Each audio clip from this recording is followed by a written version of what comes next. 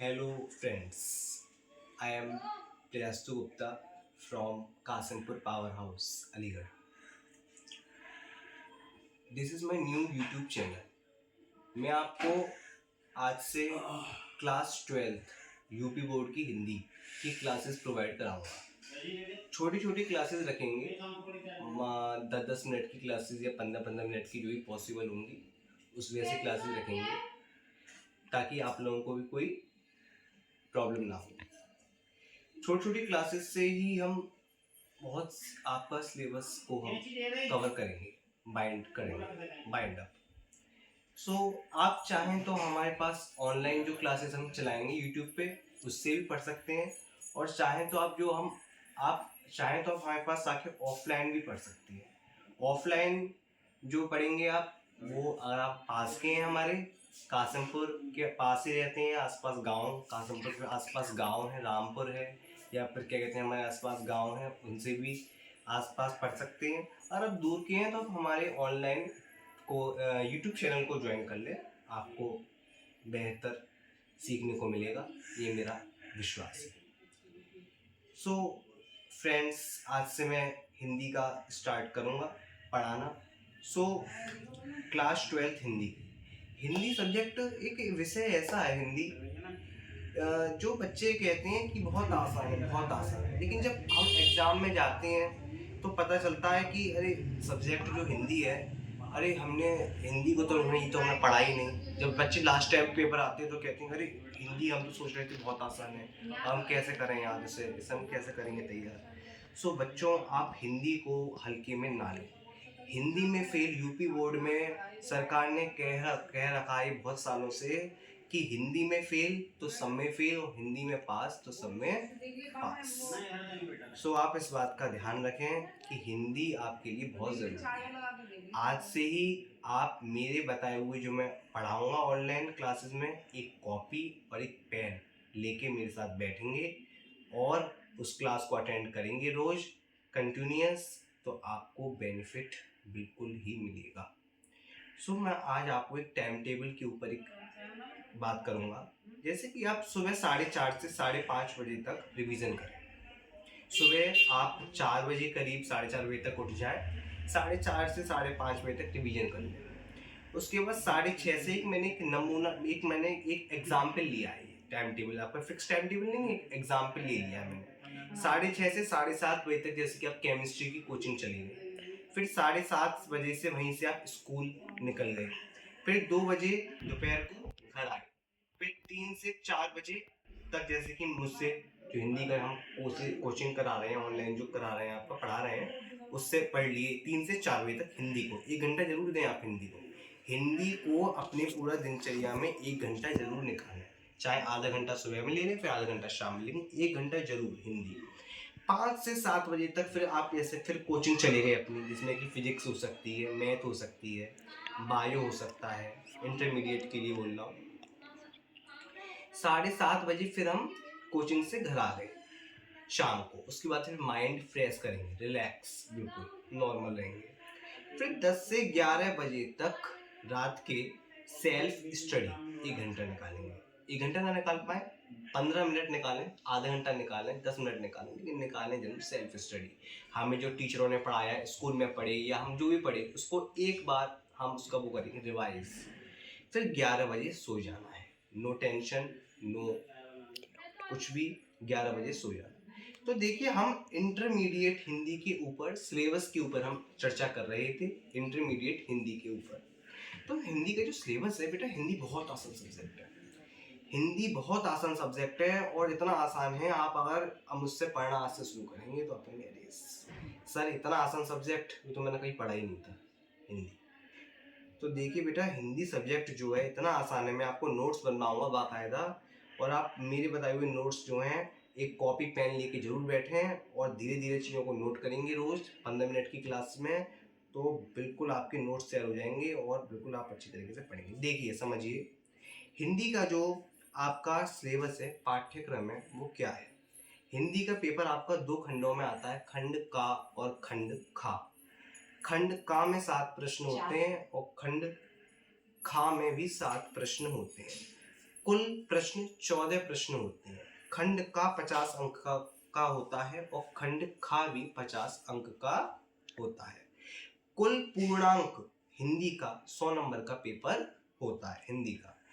MCQ बहुविकल्पीय प्रश्न, पहले जो सबसे पहले प्रश्न है एमसीक्यू बहुविकल्पीय प्रश्न, ये 10 नंबर के आते हैं। 5 नंबर का गद्य साहित्य का इतिहास और 5 नंबर का पद्य साहित्य का इतिहास। दूसरे नंबर का प्रश्न आता है गद्यांश आधारित प्रश्न। गद्यांश आधारित प्रश्न में 2-2 नंबर के 5 क्वेश्चन होते हैं, जिसमें कि पहला क्वेश्चन होता है संदर्भ, उपयुक्त गद्यांश का संदर्भ और उसके लेखक का नाम बताइए। इस तरीके से कहते हैं तो उपयुक्त गद्यांश का संदर्भ। आप जानते हैं संदर्भ कैसे लिखते हैं, उसमें प्रस्तुत गद्यांश हमारी हिंदी की पाठ्य पुस्तक के गद्य खंड में या लिखेंगे गद्य गरिमा में संकलित पाठ से लिया गया है और इसके लेखक ये हैं। उसके बाद पद्यांश में भी, पद्यांश में गद्यांश लिए पद्यांश कर देंगे तो लिख देंगे प्रस्तुत पद्यांश हमारी हिंदी की पाठ्य पुस्तक के काव्यांजलि में संकलित इस पाठ से लिया गया है और इसके कवि ये हैं। उसके बाद आता है साहित्यिक परिचय। साहित्यिक परिचय बेटा 2 आते हैं लिखने को, 5-5 नंबर के 2, एक लेखक का और एक कवि का। 5वें नंबर का प्रश्न आता है कहानी और खंड काव्य से। कहानियाँ आपके पाठ्यक्रम में लगी हुई हैं बेटा, जैसे कि पंचलाइट हो गई, बहादुर हो गई, और क्या कहते हैं एक आध कहानियाँ और हैं। खंड काव्य ये बेटा जिले के अनुसार होता है, जैसे कि ये आपके अलीगढ़ जिले में जो खंड काव्य चल रहा है वो इंटरमीडिएट के लिए वो चल रहा है आलोक व्रत में अब बेटा आपका गांधी जी के बारे में सब कुछ बताया गया है। तो गांधी जी के इसमें कहानी के बारे में बताया गया है कि गांधी जी का जीवन दर्शन क्या था, गांधी जी का जीवन कैसे रहा, गांधी जी का जीवन परिचय है, गांधी जी का चरित्र चित्रण करवाता है। तो इसमें खंड काव्य में बेटा 2 प्रश्न आते हैं। पहला कहता है कि प्रस्तुत खंड काव्य के प्रमुख नायक का चरित्र चित्रण कीजिए, तो गांधी जी का चरित्र चित्रण कर दें। या फिर आता है कि इस प्रस्तुत खंड काव्य की कथा वस्तु का संक्षेप में वर्णन कीजिए, तो संक्षेप में वर्णन करने को आता है तो आप पूरे खंड काव्य की कथा वस्तु का क्या लिख देंगे, सारांश। सारांश माने शॉर्ट में उसकी कहानी को लिख देंगे। फिर उसके बाद आता है बेटा संस्कृत परिचारिका से आता है। तो संस्कृत परिचारिका से जो प्रश्न आता है वो आते हैं 2, एक आता है गद्यांश और एक आता है पद्यांश। संदर्भ सहित उसका हिंदी में अनुवाद करने को आता है। तो संदर्भ सहित हिंदी में अनुवाद जो करने को आता है, कोई परेशानी तो नहीं हो रही, कोई परेशानी तो नहीं हो रही, एनी प्रॉब्लम? तो बेटा 14 अंक का यहाँ से आता है, 7 नंबर का गद्यांश होता है, 7 नंबर का पद्यांश होता है। तो हम जब संदर्भ लिखेंगे उसका संदर्भ सहित आता है तो उसमें लिखेंगे प्रस्तुत गद्यांश हमारी हिंदी की पाठ्य पुस्तक के संस्कृत खंड या लिखेंगे संस्कृत दिग्दर्शिका से के में इस पाठ से लिया गया है और फिर इसका अनुवाद माने उसका अर्थ लिखना होता है, उसका ट्रांसलेशन करना होता है। फिर आता है बेटा अपठित गद्यांश आता है। अपठित माने होता है कि ऐसा गद्यांश जो कि पहले पढ़ा हुआ ना हो, जिस गद्यांश को हमने पहले ना पढ़ा हो ऐसा गद्यांश आता है। तो ऐसा गद्यांश आता है जो आपकी किताबों में नहीं होता, वो टीचर आपको अलग से देते हैं। फिर रस छंद और अलंकार आते हैं। रस आता है, छंद आता है, फिर अलंकार भी आता है। फिर आता आपकी हिंदी व्याकरण रस छंद अलंकार 6 नंबर का आता है, अपठित गद्यांश 5 नंबर का आता है। फिर पत्र और निबंध, पत्र 6 नंबर का आता है और निबंध 9 नंबर का आता है। सबसे ज्यादा नंबर का जो होता है बेटा 9 नंबर का निबंध ही आता है। फिर ये आता है। उसके बाद देखिए हम फिर हिंदी के थोड़े से देखेंगे, जैसे कि जो हमने बताए थे कि एमसीक्यू बहुविकल्पीय प्रश्न जो आते हैं वो किस तरीके से आ सकते हैं। ये प्रश्न ऐसे कि हिंदी की प्रथम कहानी, हिंदी की पहली कहानी कौन सी थी, तो हिंदी की पहली कहानी थी इंदुमती। हिंदी की प्रथम कहानी इंदुमती और इसके लेखक किशोरी लाल गोस्वामी जी हैं। हिंदी की प्रथम कहानी क्या है? इंदुमती और किशोरी लाल गोस्वामी जी इसके लेखक हैं। फिर हिंदी का प्रथम नाटक है नहुष। इसको लिखा है, आप इसको देख लेंगे एक बार। हिंदी का प्रथम नाटक नहुष है और इसके लेखक का नाम, ये जितने भी क्वेश्चंस बता रहा हूँ ये बहुत इंपॉर्टेंट हैं, ये हर साल पूछे जाते हैं। हिंदी की प्रथम कहानी, हिंदी का प्रथम नाटक, हिंदी का पहला मौलिक उपन्यास, हिंदी का पहला मौलिक उपन्यास क्या है? परीक्षा गुरु लाला श्रीनिवास दास। और हिंदी का प्रथम महाकाव्य है पृथ्वीराज रासो, चंद बरदाई जी के द्वारा ये लिखा गया है। तो हिंदी का प्रथम महाकाव्य है पृथ्वीराज रासो। हिंदी के प्रथम कवि कौन है? सरहपा। हिंदी के प्रथम कवि सरहपा। इसके बाद आती है कहानी। इसके बाद कहानी आती है जैसे कि ध्रुव यात्रा जैनेन्द्र कुमार के द्वारा लिखी गई है। पंचलाइट फणीश्वर नाथ रेणु जी के द्वारा लिखी गई। बहादुर अमरकांत जी ने इसको लिखा है। लाटी शिवानी ने लिखी है। इसके बाद तार सप्तक के प्रवर्तक और संपादक, ये बहुत इंपॉर्टेंट क्वेश्चन है। तार सप्तक के प्रवर्तक या फिर संपादक या फिर लेखक का नाम बताइए। तो जो आपका तार सप्तक है उसके जो लेखक हैं या प्रवर्तक हैं या फिर संपादक हैं, ये तीनों ही बात एक हैं। तो इसके सच्चिदानंद हीरानंद वात्स्यायन अज्ञे जी हैं। सच्चिदानंद हीरानंद वात्स्यायन अज्ञे जी, इनको शॉर्ट में कह देते हैं अज्ञे जी हैं। इसके बाद आता है प्रथम सप्तक, दूसरा सप्तक, तीसरा सप्तक, ये कब प्रकाशित हुआ था। इसके बाद आते हैं ज्ञानपीठ पुरस्कार के बारे में। महादेवी वर्मा जी को ज्ञानपीठ पुरस्कार किस पर मिला है? तो महादेवी वर्मा जी को यामा पर ज्ञानपीठ पुरस्कार मिला है। सुमित्रानंदन पंत के बारे में आता है, रामधारी सिंह दिनकर के बारे में आता है और सच्चिदानंद हीरानंद वात्स्यायन अज्ञे जी के बारे में भी पूछते हैं। इसके बाद जो कहानी है वो पाठ्यक्रम में निर्धारित कहानियों का सारांश एवं उद्देश्य पर आधारित प्रश्न, या तो कहानियों का सारांश पूछता है या फिर कहानियों का उद्देश्य पूछता है। जैसे पंचलाइट कहानी का सारांश पूछ लेगा या फिर पंचलाइट कहानी का उद्देश्य पूछेगा कि ये पंचलाइट कहानी लिखने का फणीश्वर नाथ रेणु जी का क्या उद्देश्य रहा, उन्होंने ये कहानी क्यों लिखी। तो उन्होंने कहानी इसलिए लिखी, वहाँ का जो आंचलिक वातावरण था, वहाँ का जो आंचलिक परिवेश था, आंचलिक मान होता है अंचल माने कि क्षेत्र विशेष, यानी कि जो वहाँ का क्षेत्रीय वातावरण था, जो वहाँ का गांव का वातावरण था, उसके बारे में लेखक ने जनता को अवगत कराया था। तो ये शब्द सीमा इसकी अधिकतम 80 शब्द रहती है। 80 शब्दों में आपको कहानी लिखनी होती है। 80 शब्दों के अंतर्गत की कहानी को आपको लिखना होता है। तो 80 शब्द में आप कहानी लिख देंगे। तो कथा साहित्य हेतु ध्रुव यात्रा जो कि आपकी है, पंचलाइट, बहादुर और पंचलाइट कहानी के जैसे प्रमुख पात्र हैं उसको आपको याद में रखना है। जैसे कि गोधन, मुनरी, गुलरी काकी, सरदार जी, कनेली और रामनवमी के मेले से पेट्रोमैक्स खरीदने की इसमें कहानी आती है। कि क्या होता है, गांव में रामनवमी का मेला लगता है और रामनवमी के मेले में इस बार सभी लोग गांव के पेट्रोमैक्स खरीदने के लिए निकलते हैं। तो पेट्रोमैक्स उन लोगों के लिए एक नई चीज़ होती है, उन्होंने पहले कभी ये चीज़ नहीं देखी होती पेट्रोमैक्स। तो वो कहते हैं कि हम पेट्रोमैक्स खरीदने चलते हैं। तो सब जने रामनवमी के मेले में पेट्रोमैक्स खरीदने निकल जाते हैं।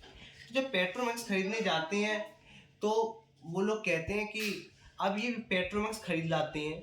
तो पेट्रोमैक्स जब खरीद लाते हैं तो जब वो उस पेट्रोमैक्स को जलाते हैं तो कहते हैं इस पेट्रोमैक्स को जलाया कैसे जाए। तो वहाँ पे पेट्रोमैक्स को जलाया कैसे जाए, तो वहाँ पर कोई एक व्यक्ति होते हैं, अच्छे व्यक्ति होते हैं, सज्जन होते हैं काफ़ी। तो बोलते हैं कि एक इसमें स्पिरिट नाम की चीज़ होती है, उससे इसको जलाया जाता है। तो इसमें आप आगे पढ़ेंगे, इसका संक्षिप्त मैंने विवरण दे दिया, लेकिन आप इसको अच्छी तरीके से डिटेल में पढ़ेंगे कहानी पंचलाइट को, तो आपको अच्छी तरीके से पता चले कि कहानी है क्या। उसके बाद देखेंगे कि पत्र आता है। पत्र आपके 3 प्रकार के पत्र आएंगे, 3 में से कोई भी अलग पत्र नहीं आएगा। नियुक्ति आवेदन पत्र। नियुक्ति आवेदन पत्र होता है कि हम किसी चीज़ के लिए आवेदन करते हैं, यानी कि हम किसी चीज़ के लिए हम एक अपने लिए आवेदन करते हैं, तो उसके लिए पत्र आता है। बैंक से किसी व्यवसाय के लिए ऋण प्राप्त करने का आवेदन पत्र लिखने को आता है। अपने नगर या गांव की सफाई हेतु संबंधित अधिकारी को प्रार्थना पत्र, ये मोस्ट इम्पोर्टेंट है। पत्र की स्टार्टिंग जब हम करते हैं तो सबसे पहले स्टार्टिंग होती है, यानी कि सेवा में श्रीमान प्रधानाचार्य जी, इस तरीके से लिखेंगे। फिर उसके बाद बॉडी ऑफ लेटर, अंदर लिखेंगे उसका बॉडी ऑफ लेटर है कि विनम्र निवेदन है या फिर सविनय निवेदन है कि, यहाँ से लिखेंगे, शुरुआत करेंगे और एंड में लिख देंगे आपका आज्ञाकारी या भवदी है, या फिर ऐसे करके लिख देंगे।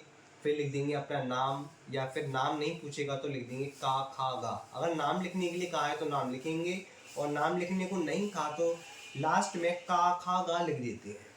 उसके बाद बेटा महत्वपूर्ण साहित्यिक परिचय आते हैं 10 नंबर के। मैं आपको बता दूं कौन कौन सी ज़्यादा इम्पोर्टेंट है इससे, जैसे कि वासुदेव शरण अग्रवाल, दूसरा आता है आचार्य हजारी प्रसाद द्विवेदी, और तीसरा आता है प्रोफेसर जी सुंदर रेड्डी। ये 3 ज़्यादा इम्पोर्टेंट है।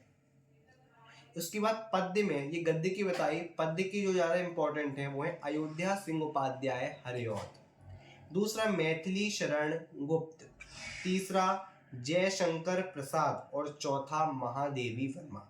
अगर आप 4 पद्य से और 3 गद्य से ये 7 जीवन परिचय कर लेते हैं तो आपके 10 नंबर पक्के, आपसे ये नंबर कोई नहीं छीन सकता, ये मेरी गारंटी है। उसके बाद खंड काव्य आता है। खंड काव्य की कथा वस्तु अथवा खंड काव्य के प्रमुख पात्र का चरित्र चित्रण कीजिए, इस तरीके का। बेटा आज आपको केवल सिलेबस बता रहा हूँ, कल से आपको इन सिलेबस के एक एक करके टॉपिक्स के वीडियो प्रोवाइड कराएंगे। जैसे गद्य साहित्य का इतिहास। गद्य साहित्य का इतिहास क्या रहा, गद्य क्या है? गद्य वह रचना है जो कि नियमों से बंधी होती है, और पद्य वह रचना है जो कि नियमों से मुक्त होती है। गद्य क्या है, पद्य क्या है? गद्य साहित्य का इतिहास कब से शुरू हुआ और पद्य साहित्य का इतिहास कब से शुरू हुआ, इसके इतिहास को किस किसने लिखा, इसके बारे में बात करते हैं। गद्य के बारे में बेटा हिंदी को लोग बहुत आसान लेते हैं, लेकिन हिंदी सब्जेक्ट आसान नहीं है। हिंदी सब्जेक्ट अपने आप में बहुत व्यापक है, बहुत बड़ा सब्जेक्ट है, इसलिए हिंदी सब्जेक्ट को आसान ना लें। जो पढ़ाया जा रहा है उसी कंटिन्यूअस पढ़ें। अगर आप नहीं पढ़ेंगे तो परीक्षा में अनुत्तीर्ण हो जाएंगे, और फिर आप रोएंगे, और फिर क्या कहते हैं, फेल हो जाएंगे। दोबारा आपको बैक का एग्ज़ाम दे के फिर आपको साल दोबारा करनी पड़ेगी। इसलिए आप शुरुआत से पढ़ाई करते रहें, वो अच्छा है, और बाद में रोना बेकार है। बाद में रोने से कोई फ़ायदा नहीं होता। जब चिड़िया चुग गई खेत, अब पछताए होत क्या, जब चिड़िया चुग गई खेत। उसके बाद बेटा हिंदी व्याकरण आती है, जिसमें लोकोक्तियां एवं मुहावरे। लोकोक्तियां और मुहावरे से सभी परिचित हैं कि मुहावरे से ईद का चांद होना, कलेजे पर पत्थर रखना, है ना, इस तरीके से होते हैं। ऊंट के मुंह में जीरा, बंदर के जाने अदरक का स्वाद, नाच ना जाने आंगन टेढ़ा, है ना, इस तरीके से। शब्दों में सूक्ष्म अंतर आता है। अनेक शब्दों के लिए एक शब्द आते हैं, 2-2 नंबर के आते हैं बेटा ये। वाक्य संशोधन करने को आता है। वाक्य दिया होता है, गलत वाक्य दे देते हैं, सही करके लिखना होता है। वाक्यों में से त्रुटि मार्जन भी कह देते हैं, 2 नंबर का आता है। अपठित गद्यांश आता है 5 नंबर का। निबंध आता है 9 नंबर का।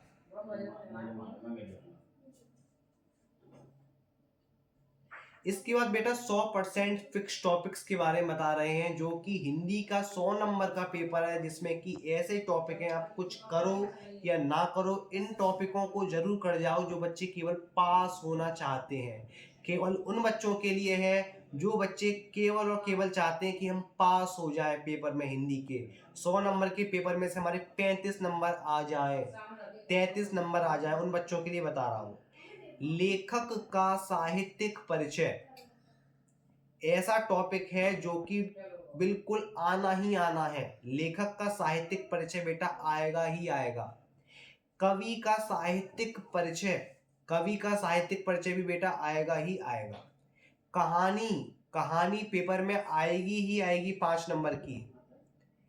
खंड काव्य, खंड काव्य भी आएगा ही आएगा। आलोक व्रत, मैं अपने जिले का बता रहा हूं, अलीगढ़ जिले का आलोक व्रत, जिसमें गांधी जी की जीवन दर्शन, जीवन के बारे में सब बताया गया है। संस्कृत गद्यांश का अर्थ लिखने को आता है, संस्कृत गद्यांश भी आएगा ही आएगा अर्थ लिखने को। संस्कृत पद्यांश या श्लोक का अर्थ भी लिखने को आएगा ही आएगा।